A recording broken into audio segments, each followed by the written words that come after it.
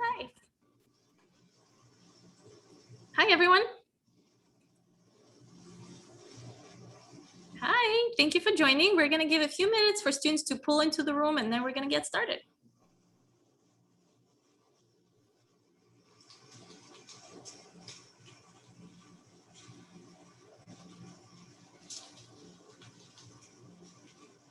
Awesome. So many of you guys, welcome. Welcome to the fall 2021 class. Very excited to see you here to tell you more about the student life at Hunter. We're going to give another minute or so. There's a few of you that registered, and we're waiting for a few more students. So another minute for them to load into the room, and we'll get going.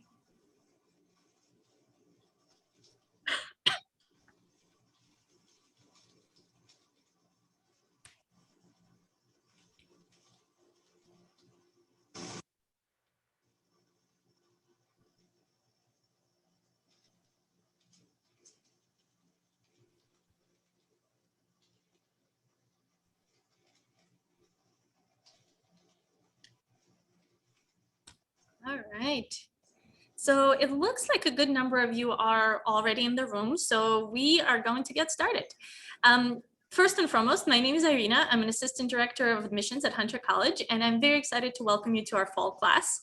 Very excited that we get to meet you even virtually. As much as we want to have you on campus, at this point we're not able to. So having these virtual events and virtual Hawk Talks is really a chance for us to tell you about the Hunter community. Today's Hunter Hawk session is all about student life. You'll get to hear from our student life folks, and you will get to hear from some students who are going to tell you about what they do outside of the academics and outside of the classroom as well. So if you have any questions during any of the information today, don't forget there's a Q&A button on the bottom of your screen or top side, whatever your Zoom looks like. You can absolutely put your questions. We will mark them and we will ask them at the end in a live Q&A session. So pay attention, tune into the information, and once again, welcome. Misha, this is all yours. Hi, everyone, and welcome again. We're super excited to get a chance to talk to everybody and to tell you a little bit about Hunter. As new admitted students, it's super exciting, and you'll be starting in the fall. We know that this has been a very unique year for all of us. We have moved pretty much entirely online, although in the spring semester we did start, and in the fall, we start to bring back some classes. It was really exciting for us to get an opportunity to safely bring students back for some very specific classes. So it was labs, it was things that students really needed to be hands-on with. There's a lot of safety protocols in effect, and it will continue to be for the fall. And there'll be more things brought back in the fall as we make those plans right now to do so safely. But we're here today to talk about student life. I'm the director of student life, and it is a place, an area of Hunter where you get to have a lot of fun. You're here, your students first, your academics come first, absolutely. Many times you'll see that a lot of these activities and things that I'm about to talk about require that you be in good academic standing with the college. So your academics absolutely come first. But at Hunter, we really believe that you're coming to college to get a liberal arts holistic education. We are trying to help you develop as not just an academic student, but also as a community member, as a member of the New York City community, to really start to be able to spread your wings, to learn more, to tap into the things that you're really interested in learning about. And a lot of that learning happens outside of the classroom. So we have a lot of different ways that we try to help students develop. We try to help you develop your leadership skills. We try to help you develop some of your social skills. So like, how do you interview? What do you do if you go to a nice dinner party and there's 17 forks and knives? We run trainings on those things, and we have activities about those things. But mainly we're here to help support you as a student. You know, at Hunter, we are dedicated to understanding that if you are having issues going on in your personal life, they're going to affect your academic performance. And so one of the most important things at Hunter and in the student life division is ensure that there's appropriate support for students throughout whatever might come up in your 4 years here. So whether that be, for the students that you're going to meet in this session, even none of them expected when they started and were sitting in your shoes as new students that they were going to have to go to college during a pandemic. Like, that came out of nowhere for all of us. And so we as an institution really took it upon ourselves to say, like, we need to make sure that we're doing everything we can, even during unprecedented times, to make sure that our students are getting the support that they need. And so for us, that looks like a couple of different things. One of the things that we provide at Hunter College is counseling and wellness for all Hunter students. So we have a counseling and wellness department. You can make an appointment with them and you can talk to them. And it's really a wide range of things that they cover. It can be things as complicated as, I have issues in my household. I don't feel comfortable. I don't feel safe. I feel depressed. I'm having really negative thoughts. You should go to counseling and wellness with that. But if you're also saying, I'm having so much trouble concentrating, right? I'm procrastinating all the time. I could really use some tools and tips on how not to do that. Counseling and wellness also offers general sort of workshop trainings on things like that consistently. So there's really a wide range of opportunities there to find that kind of support. We also are very aware of the fact that, college is a planned activity. Many students come to college with a way that they have planned to pay for it, how they plan to survive during it. And when something like a pandemic happens, a lot of those plans go out of the window. So a lot of students at Hunter have a part-time, even full-time jobs while they're here. But, during the pandemic, a lot of students lost those jobs. We at Hunter really took that seriously, and we wanted to provide as much emergency support as possible to our students. And we did that. We have given out over $1.5 million in just emergency grants to students that average between $500 and $600. Those grants, they go towards students buying food for their families, paying for rent, paying their light bill, paying for internet, all of those different things. We have tried to support students through that effort. And we did that even before the pandemic started, but it's especially important during it. And that effort will continue as you all start to matriculate and become Hunter students in the fall. And we also have continuous service that we offer. We have 2 food pantries at Hunter, one at our dorm in Brookdale, one of our residence halls on 25th Street, and then one on our main campus at 68th Street, which is our main campus and hub. And there's a food pantry there as well. So there are consistent efforts to help support students no matter what will come up. And trust me, in the 4 years that you're here, things will happen in your life. You can't stop them just because you're in college and you're a student. So we're here to offer that level of support. And as more things come up, you can contact your faculty members, you can contact the Dean of Students office, you can contact the Office of Student Life and Activities, but it really is a place where we want students to understand that we're here to help you holistically and to give you that level of support. But along with that, we think it's really important to try and give students as many experiences as possible outside of the classroom to help develop. And some of you might be familiar with this term that's kind of hot in higher ed right now, which is experiential learning. That is literally learning outside of the classroom through experiences. And at Hunter, we do that in a lot of different ways. But some of the most popular, we're in the middle of New York City. We are at 68th and Park. You can't get much more central than that in Manhattan. The Central Park is down the block from us. We really try to embrace the idea that New York City is your campus. And what that really means is that a lot of the learning that you'll do, whether that be extracurriculars through your classes or through your clubs or different programs at Hunter, we really give students the opportunity to go to museums, go to events around the city. And even during COVID and distance learning, we still kept those relationships up. So students were virtually visiting, getting virtual tours of the Guggenheim or getting to go to the New York City Museum of Art, like virtually as well, and getting a curator to talk to them. So we have these kind of programs and experiences to really let you be a part of the New York City atmosphere. But also, we do a lot of other types of experiential learning based upon interest levels. So one of the things that my office does with Tania, who you'll meet in a moment, we run a lot of service learning trips. Those, of course, we haven't been able to do during COVID, but we really look forward to bringing those back next year. Those service learning trips can look like a lot of different things, but usually what it is, it's a trip that's the cost is fully covered for you. And so you'll usually, I run a trip to Mississippi and to Detroit, one per semester.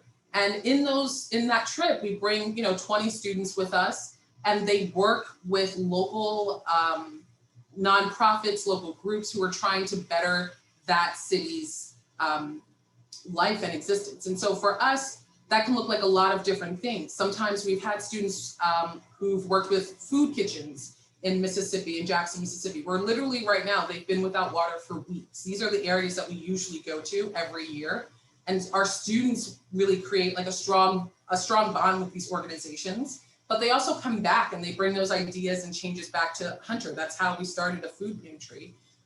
So many of our students went on a trip with Tania to look at some of the most food insecure places in North Carolina. And they learned a lot about how a food pantry should run and how it should work. And they brought that information back and we created the food pantries at Hunter in that kind of vision. So you have a lot of opportunities for service learning and trips like that.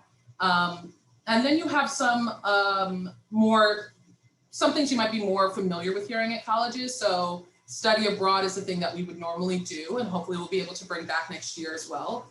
But we have a lot of study abroad opportunities, whether that be in Australia or New Zealand or London, all over the world. It's really a great opportunity to get to learn and still earn your credits and still be on track to graduate, but also get to travel. So that idea of building more experiences outside of the classroom is very real for us. And perhaps the one that most students take advantage of, being in the middle of New York City, is the opportunity to take internships in almost anything. We have a lot of great connections with different companies and businesses. We have an entire pre-professional office. So they work with students who are interested in pre-health, pre-business, pre-law, and that also includes like public policy stuff. And all of these areas get so many connections to different companies and businesses. So whether you want to intern down at City Hall or with a council member or a state assembly member or a state senator, or if you want to intern at Google, we have those connections and we actively try to place students in those things. And so I've sort of laid out a lot of different opportunities here, but one of the things that I think is the most important, and students always ask us is, well, how do I find out about these things? How do I join them? You have to read your emails. That's the most important thing.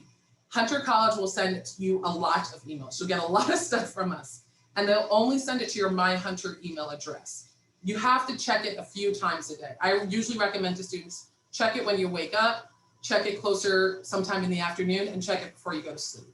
You will miss out on so many opportunities if you don't check it there.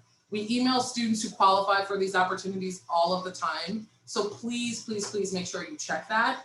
And there's a lot of other ways to also be involved. You will hear about student government, which takes a really active role in not just finding a way for you to be involved, but also really helps you really act as an advocate for students, so they have been active members in our conversations about distance learning and remote learning during this time period, and they're active members in how we're going to bring back more classes in the fall. But it's really important also, I think, to be a part of things, to really try and find something that helps you make friends, that makes that increases your level of community building. And at Hunter, we take that really seriously, and that's a huge part of our student life. And so you'll hear from Tania Wooten in a moment about our Office of Student Activities and all of the different clubs we have at Hunter. But one of the most important reasons we try to get students to join those clubs is because it's not just that we want you to make friends, which we do, and we want you to have a fun time here, but these people that you meet in college now, the people that are in this session with you right now, the people that you'll meet at club fairs and Halloween parties and our Valentine's Day parties and our Black History Month events and our cooking events and all of these different things, whether it be virtual or in person, these are the people who will make up your network throughout your life, right? This is the first sort of building block of network building that you're doing. So as much as they're absolutely your friends, they're also going to be the people that you study with. They're going to be the people who help you figure out what classes you need to take. They're going to be the people who help remind you to make sure you apply to graduate when that time is here. They're going to be the people who help you figure out if you should go to grad school and which grad school you should go to. And in 10 years from now, they're going to be the people on LinkedIn who you're going to be contacting and saying, hey, I'm looking for a new job in advertising, or I'm looking for this, or I see you work at Google. Can you introduce me to someone? That is how you build, that's network building, right? That's making sure that you have people in your life who can help connect you to more people. And so at Hunter, we take that really seriously. One of the places that we do that the most is in our clubs. Our clubs are a wide range We have clubs that are cultural based. We have clubs that are just media based. We have clubs that are academic. We have clubs that are religious, but we have over 100 clubs on campus, opportunities to create a new club if you can't find one that's already here, although I think most of them are here already. But clubs are a really great place to start making that connection. And so I want to bring in Tania Wooten, who works really closely with me and runs our Office of Student Activities. And Tania is going to talk to you all a little bit about student activities, what we do, and especially about clubs, which is really your first opportunity to start building that network. So thank you, Tania, for joining, and then take it away. Sorry, I'm muted. Hi again, everybody. Welcome to Hunter. I'm so happy you all are here with us. I'm here to talk to you a little bit about what we do in student activities and also our student organizations and our student governments. So our office provides social, leadership, and cultural programming to students at Hunter College. We do things such as student leadership colloquium, where we discuss new and different concepts of leadership. We also have our student activities multicultural exchange, where we talk about different topics dealing with cultural issues on campus and beyond. This semester, we had eating on a budget. We talked about plant-based nutrition. We talked about forming connections with your ancestors and people who've come before you. So those are some examples of the programs that we offer to students to help them have a more enriching experience on campus.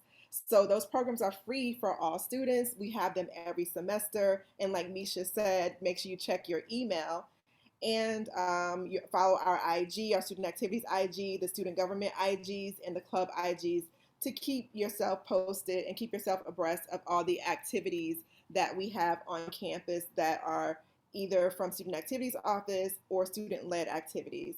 And we have 3 student governments. We have our graduate student government, our undergraduate student government, and we also have a media board which provides oversight for our publications. So we do have publications, we do have media, we have a radio station, and we have a newspaper and several other publications if you're interested in media, broadcasting, and the like. We have over 100 clubs and organizations. Like Misha said, there's so many clubs and organizations here, and we encourage you to get involved in clubs and organizations early and often. We have a club fair at the beginning of the year where you can get to know clubs and organizations. And please reach out to us if you're not sure what club and organization you're interested in, or you're not sure how to make contact with them, or feel like you might be a little bit shy. Please reach out to us. You can reach out to the student government, to their good source of information, and they're your liaisons between with clubs and organizations. They're also there to assist you in any other matters that you have. Just as we are here to assist you, you also have student leaders that are here to help and assist you in this journey. And we encourage you to, again, like I said, and like Misha said, encourage you to get involved in student activities and also go to some club events, see what these clubs are about, join the clubs. There's no obligation to when we talk about joining could be as simple as attending a few events.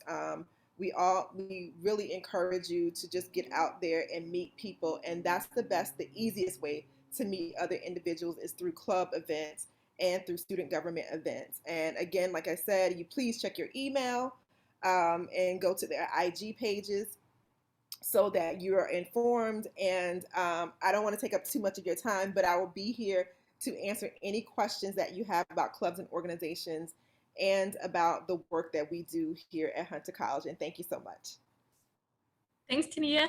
Misha, before I move on, if you have anything, this is your chance. Yeah, I just wanted to add a few quick things. I think, we'll get to all of your Q&A questions a little later on, but I do want to say we are going to be back with more Hawk Talks. I will be hosting a diversity Hawk Talk to talk about all of the initiatives that we're doing there around equity and diversity at Hunter, which is really exciting work that we all get to participate in, and some of the students even here are participating in as well. But that's going to be a whole separate Hawk Talk because there's just too much to talk about there. So that'll be next week. So please think about registering to be a part of that. event as well. You'll hear from so many students who are going to be there as well, who'll get to talk to you a little bit about their time at Hunter. So please remember to check that out and RSVP for that as well. Thank you. While we sort of take all the questions again, guys, don't forget that you can ask your questions on the bottom. I do want to introduce you to the students who are here with us today. So first up, I would love to introduce you to Ben, who is one of our student ambassadors, and he's going to tell you a little bit about himself first. Hi, Irina. Thanks for introducing me. So, as stated, my name is Ben.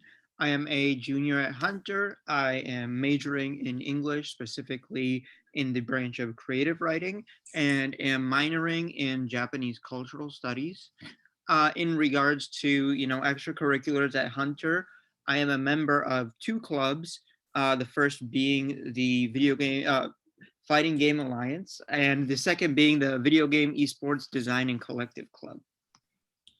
Awesome. Thanks so much, Ben. Why did you decide to come to Hunter and partake in student life here? Yeah, so Hunter, out of all the colleges, I found Hunter's class sizes to be, a really good fit for me personally. The smaller size really lets you get to not only, know your fellow classmates, but also your professor. So that way it really feels more like a kind of mini community, and you really feel like, you can get along with these people. Of course, there are larger scale lecture style classes that you can take, but personally, I've been taking the smaller classes and have found those very much suited to me. And as well with Hunter, the availability for, or not availability, but the choices for what you can do are so vast. I knew that I wanted to study English before coming to Hunter, but it was through taking various cultural courses that I came to realize that I also wanted to study, Japanese culture and history. And so I discovered, that I wanted to do that as my minor. So really, I like the options that Hunter provides students, and you really get to customize your own learning experience in the college. So I think that's great. Awesome. Thanks so much, Ben. Next up, I'll introduce you guys to Kayla, who is also a student at Hunter, and she'll tell you a little bit about herself.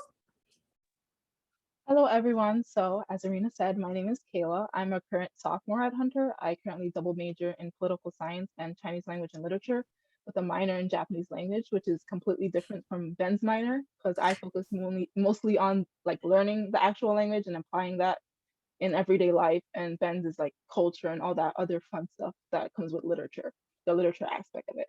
In terms of extracurricular activities, I'm currently in, I think, two clubs, the Anime Club as well as Haitian Student Association. And I currently serve on our undergraduate student government as External Affairs Commissioner. Awesome. And Kayla, why did you decide to join student government, and what does that mean to be a part of a student government? So when I started college, I already had the mindset that I wanted to be involved with a lot of things. So as soon as I got like emails, because we get like a lot of emails from Office of Student Activities, as well as like a lot of emails come to your Hunter email. So like I make sure I'm always on top of those. And when I saw that, oh, you can become an ambassador and you can join student government, I was like, okay, I want to see what this is all about. So that was when we were still in person. So I actually physically went to like the office and stuff, and I was able to help with like physical events. But like being in student government means so much to students because you're a helping hand, you're another resource for students, even while being a student.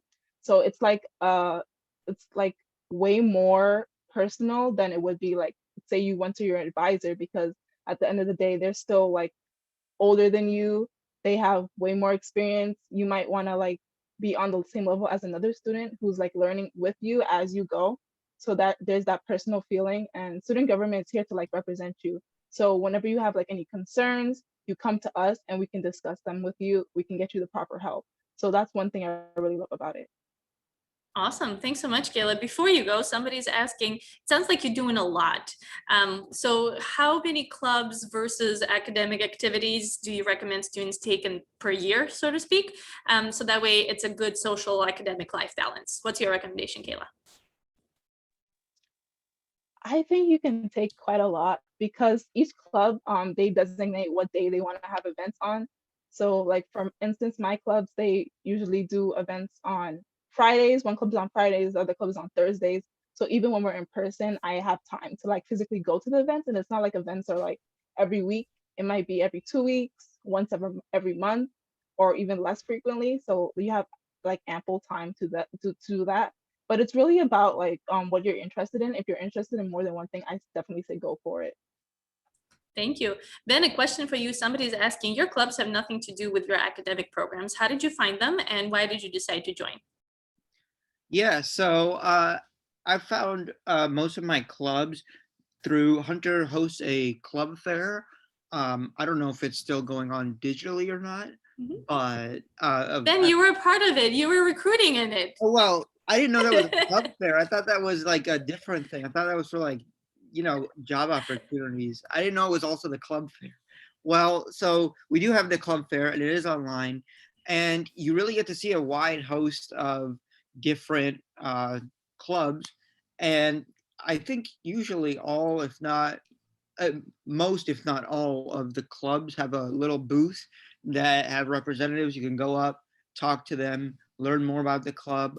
And I'm a very shy person, so I had trouble. I don't know if anyone who's attending is also shy, but they're very friendly people who are at the booth, so you never need to worry about them judging you or something like that.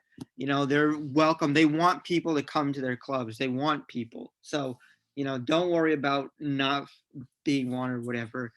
And, they'll give you any information that you ask for, and you get in touch with them, and some clubs are even now continuing online. I know that the Fighting Game Alliance Club, as well as I believe the Esports Design Collective, um, are running like various events through online.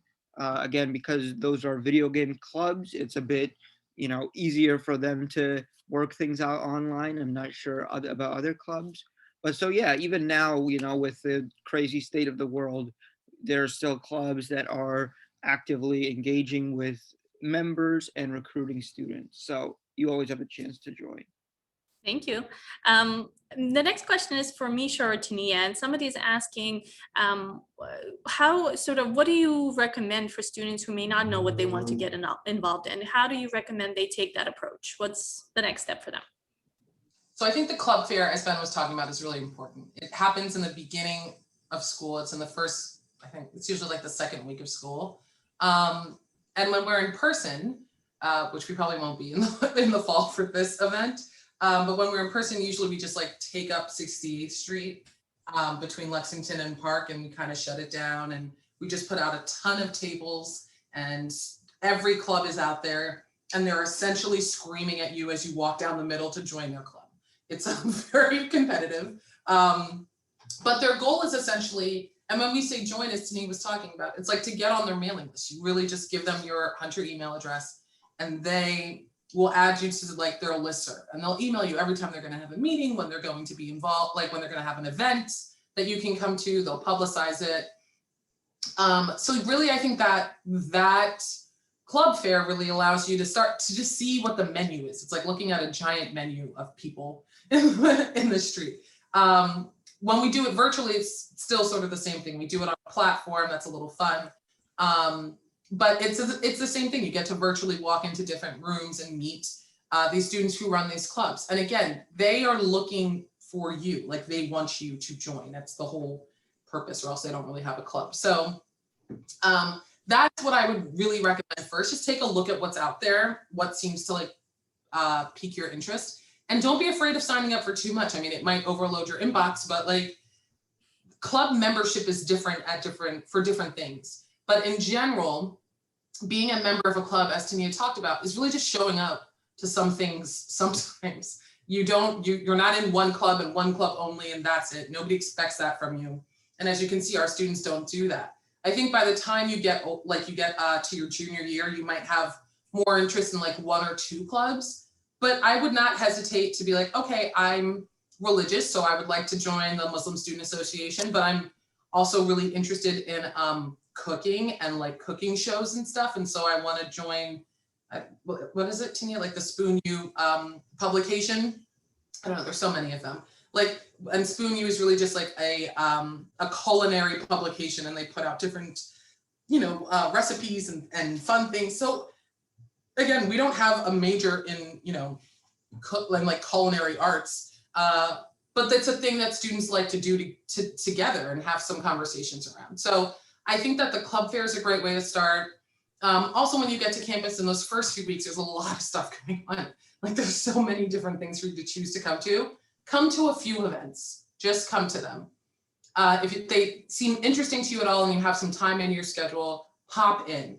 You will be meeting other students who are doing the exact same thing. We're a big school, thankfully. So there's lots of new students coming in, and I know it can feel very awkward, especially over Zoom. I understand that, but everyone's feeling that same awkwardness. There's community in being awkward together. And so that's the important thing to remember, I think. But like, come to a few things that just spark your interest, and you'll meet other people in there who share that same interest. And that's where we see a lot of those sort of connections made.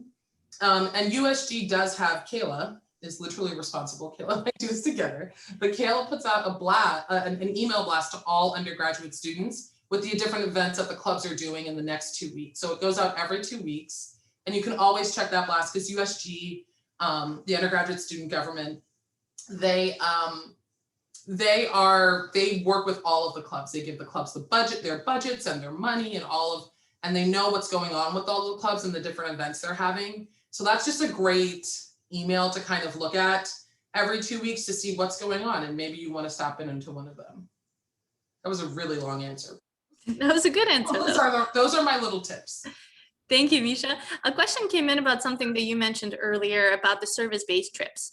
Students are asking how many students usually go per semester, and do they have to pay for that? So the students don't pay. What we used to do in a pre-COVID world, we would usually take 20 to 25 students. There's an application process that really is, it's not like, the highest GPA gets it type thing. Or for certain majors, they're open to anybody, because these are things that what you're learning there, they can touch any part of anybody's specific major. So we take biochem students and English majors, and art students and music majors, because there's a little bit of something that's happening at all of these places for everybody. But those trips are fully funded. I think sometimes we make students like buy their own lunch. But like your breakfast and your dinner is covered, the hotel that we stay in is covered, the flights are covered. We usually go to a couple of museums and do some cultural fun things. Those are covered as well. And so, those are the things that are going to be coming back a little bit more slowly. We have to follow CDC regulations and federal regulations and state regulations on travel and stuff like that. So while that might not happen in your freshman fall, it will be happening in the next, those are things we're trying to really push to come back as possible. But again, we got to follow the rules. That's fair. Thank you, Misha. I really like this question. I think this one is directed to the students. So Kayla, I'm going to start with you. The student is asking, how's the dynamic between students and Hunter? Is it a competitive culture, or are students more willing to help each other? Kayla, you're first. I definitely think students are more willing to help each other. There's a bunch of different groups, whether it be Facebook, or people add each other on Instagram. If you ask someone who's like an upperclassman a question, they're definitely willing to help you.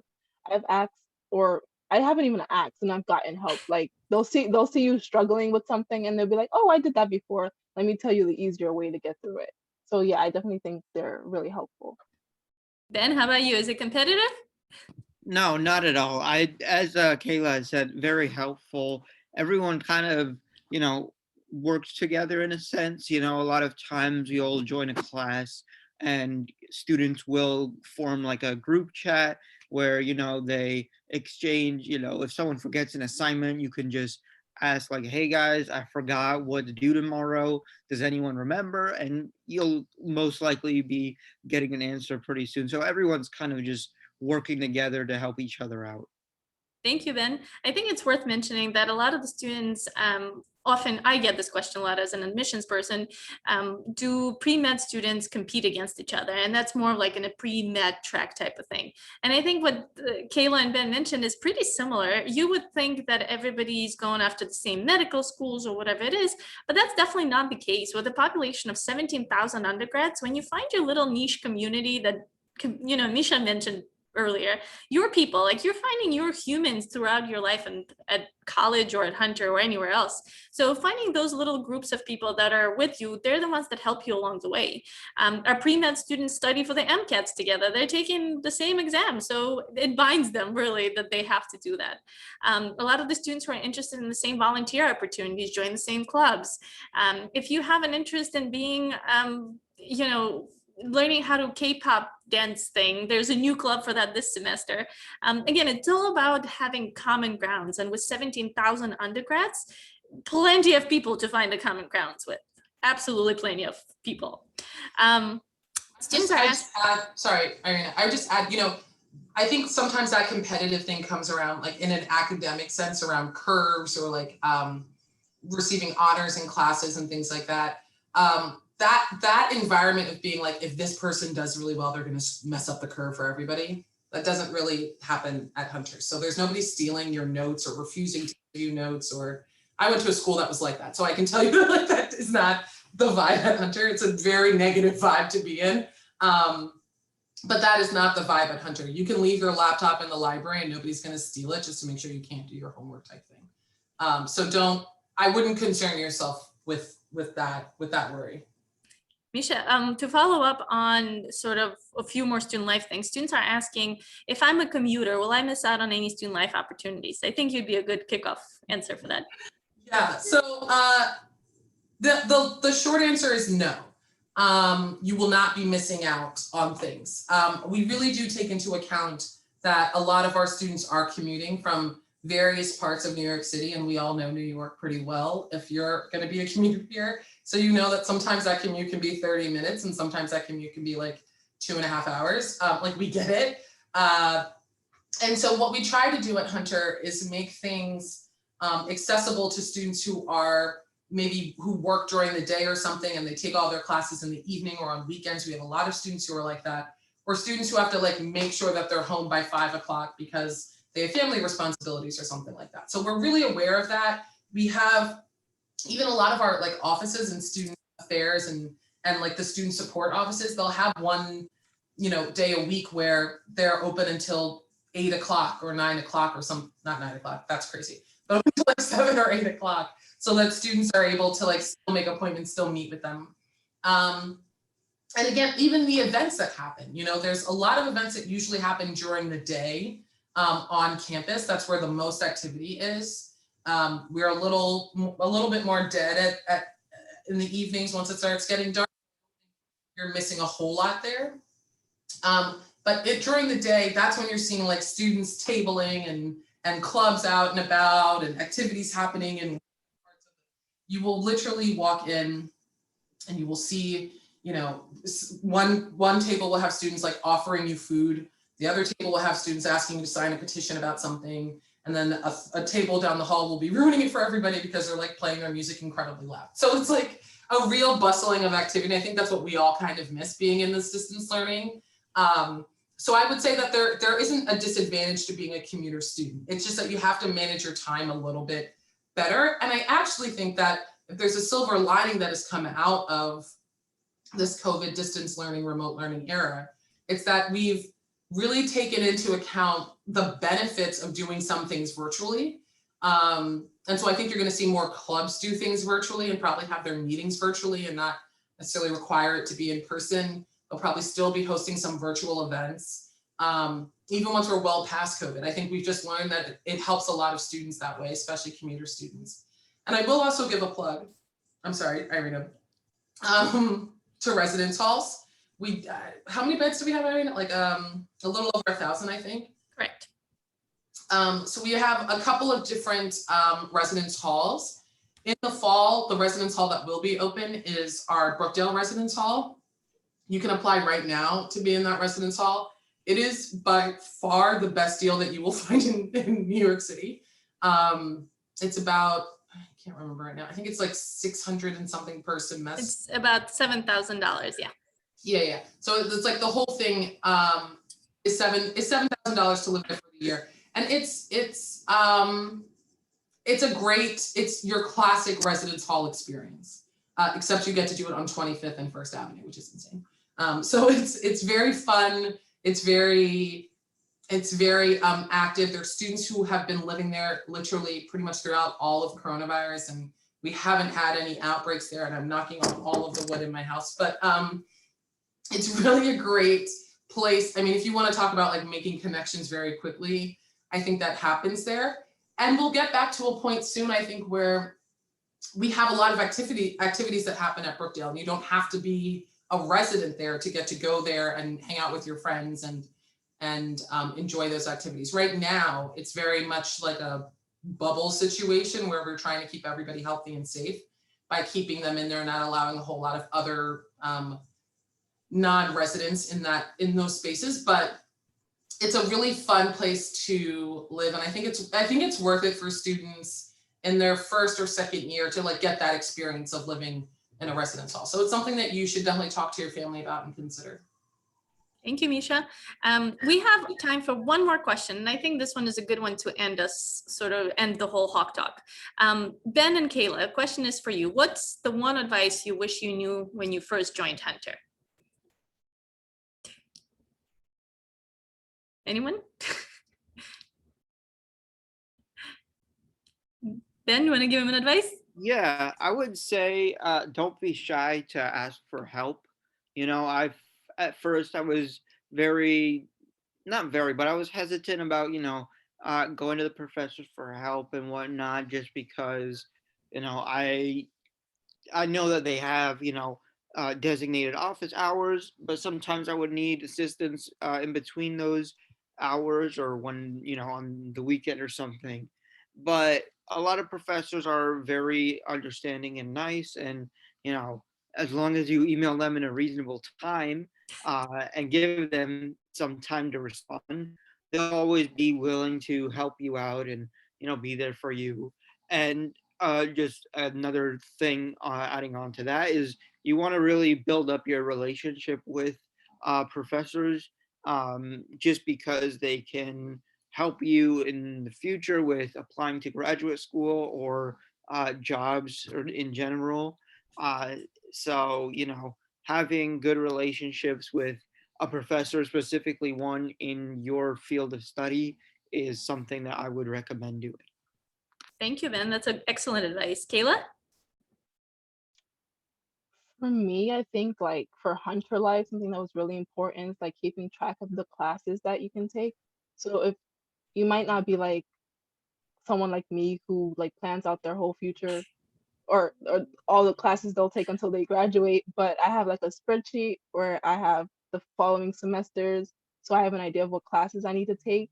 And it really helps because when you have to do like stuff like the Hunter core, where you have to take like certain classes to fulfill certain disciplines, you can like see what you've taken before, and you might not have to like take like extra classes in the future, because that's happened where students have taken a class and it ends up not counting towards something. So now you have to like do that again in the future, and then it becomes a problem with financial aid and all that other stuff. So I think it really helps you if you like plan out your plan, even if it's not like far into the future, maybe for the next semester, meet with an advisor, see what they think about it, and it'll really help you in the future. Awesome. Thank you, Kayla. Want to say a huge thank you for everybody. There may be a few questions that we didn't get to today, so I have some good news for you guys. Both Ben, Kayla, and probably about 140 other uni buddies, as we call them, our buddies, are on our website. If you go to the admissions website, there's a little button that says chat with students. You can literally message both Ben and Kayla directly. So if you have questions about their experience, or if there are any other students and you want to talk to them about a specific major or a club they're involved in, or a a Greek organization they're a part of, make sure you reach out to them. They're there because they want to talk to you. In these virtual times, they miss talking to you, believe it or not. So they really, really look forward to hearing from you. Definitely ask them questions. Ask them questions about the best place to study, best pizza in the neighborhood, or how they spend time between classes when everything's back to normal, or how they do this in virtual times too. How do they get involved in virtual times? Ask them questions. They're here really because they want to talk to you. So once again, congratulations. Once again, thank you to the presenters for being with us today. Don't forget, guys, there's a lot more Hawk Talks coming up. There's about 6 or 7 of them every day, it seems like. A few of them, the schedule is right on the website, so you can sign up for the website. You can sign up for the Hawk Talks right on the website as well. Once again, thank you so much for joining, and welcome to the fall class. Bye, guys. Bye.